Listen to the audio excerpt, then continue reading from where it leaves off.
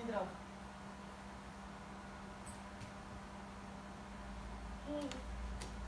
क्या नाम है आपका? हैं? सूर्यंश? सूर्य प्रताप से सूर्य आप? अच्छा, चलो मैं बात। जय हिंद, वंदे मातरम। लाइव थे, हमें पता ही नहीं चला, हम ऐसे ही बैठे थे। अब लाइव आ ही गए हैं तो दो बातें कर लेते हैं।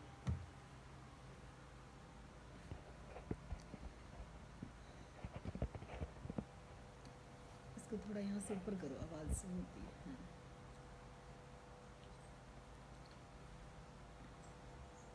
कुंवर विशाल राजपूत जी जय हिंद। सोमवीर जय हिंद।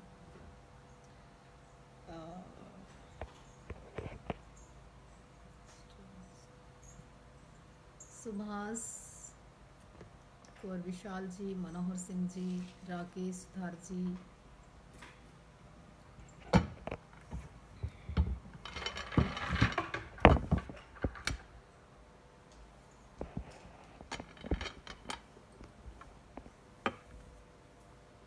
जुड़ते ही मैं सबसे अच्छी एक विशेष बात, आज ध्यान पूजा के उपरांत मैं एक सोच रही थी, मेरे मन में एक बात आई थी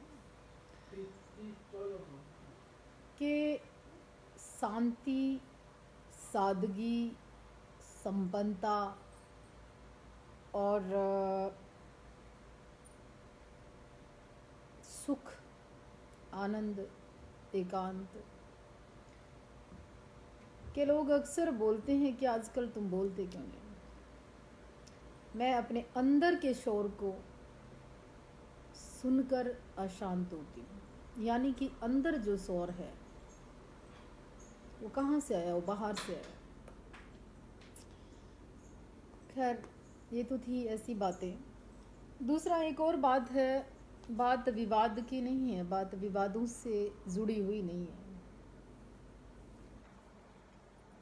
ये जो देश में हो रहा है, चर्चाएं, कैंडल मार्च, जंतर मंत्र, आंदोलन, मतलब ये क्यों हो रहा है, क्या कारण है इसका?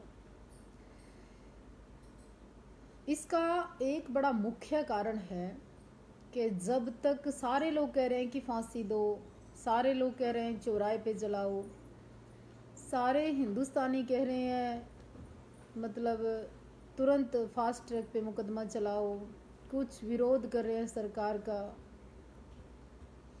ये सब बातें सभी लोग करते जा रहे हैं। लेकिन आज मेरे मन में विचार आया कि ऐसे लोगों को पब्लिक को सौंप देना चाहिए, और पब्लिक को सौंप के ना शराम चौराहे पे खड़ा करके इन लोगों के जो ये राड की जड़ है ना, जो विकार जिन लोगों के मन में ऐसे पैदा होते हैं, इन लोगों का तो मतलब ऐसा काम कर देना चाहिए कि दोबारा से रेप तो दूर, वैसे भी कल्पना ना करे और मन में ना आए विचार, बुरा विचार। मतलब इतना दुख होता है ना, इतनी मतलब तुम लोग हंस रहे हो, मजाक कर रहे हो, कल्पना से परे हैं।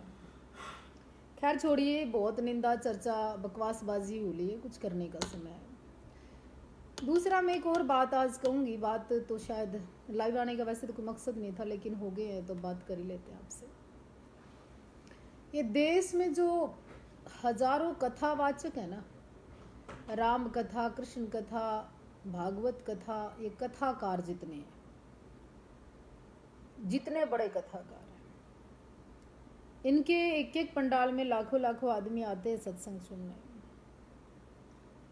ये एक दिन पूरे भारत के जितने भी हैं कथाकार, ये एक दिन हिंदू, हिंदुस्तान और हिंदी और हिंदुत्व के लिए सिर्फ एक दिन राम मंदिर के लिए बाहर निकलकर इनको आंदोलन करना चाहिए। दूसरा, सभी कथावाचकों को एक एक कथा का भी पैसा अगर राष्ट्र, धर्म, देश के लिए, शहीद परिवार के लिए या जरूरतमंदों के लिए लगाएं तो एक दिन में बहुत बड़ा काम हो सकता है। मैं कभी कभी देखती हूँ सत्संगों में, कथाओं में, भजनों के माध्यम से लगातार कई ऐसी चीजें देखने को मिलती हैं कि जो अजीब तो लगती है। देखिए, भजन कीर्तन के साथ साथ क्रांति की भी बातें सिखाइए अपनी मातृशक्ति को कि इस ओढ़नी के साथ अपनी इज्जत लेकर जाएं और इज्जत लेकर वापस भी आए। सिखाइए मातृशक्ति को कि पेन कलम चलाते चलाते तलवार चलाना भी सीखें। सिखाइए अपनी छोटी बच्चियों को कि छोटी मयान में तलवार रखना भी सीखें। ये सारे देश के नियम कानून हम बच्चियों के लिए क्यों होते हैं? आप कोई भी, आज सत्संग होता है, भजन होता है, बड़े कार्यक्रम होते हैं, सेमिनार लगते हैं, भाषण देते हैं, सभी पता क्या कहते हैं? लड़कियों को दुपट्टा ओढ़ना चाहिए, लड़कियों को गरिमा में रहना चाहिए, लड़कियों को अनुशासित कपड़े पहनने चाहिए, लड़कियों को मोबाइल यूज़ नहीं करना चाहिए। भाषण दे देते हैं, आके बड़े बड़े ठेकेदार बकवास करते हैं कि अपनी लड़कियों को मोबाइल दे रखे है।